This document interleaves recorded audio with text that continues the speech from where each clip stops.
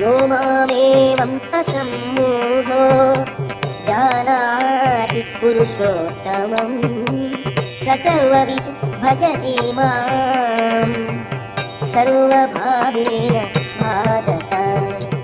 ಓ ಭಾರತ, ಸಂಶಯರಹಿತముగా నన్ను పురుషోత్తముడని తెలియగలిగిన వాడే సర్వము నెరిగినవాడు. అందుచేతడు నా సంపూర్ణమగు భక్తియుత సేవలో నిమగ్నుడడు.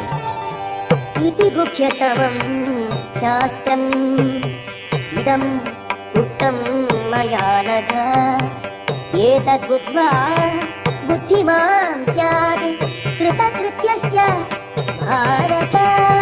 ఓ పాపరహితుడా, వేదములందరి అత్యంత రహస్యమైన ఈ భాగమును నీకిప్పుడు నేను వెల్లడించి తిని దీనిని అవగాహన చేసుకున్న వాడు బుద్ధిమంతుడు కాగలడు. అతని ప్రయత్నములు పూర్ణ విజయమును పడేయగలవు. ఓం తత్సదితి శ్రీమద్భగవద్గీతాసు ఉపనిషత్సు బ్రహ్మ విద్యాయాం యోగశాస్త్రే శ్రీకృష్ణ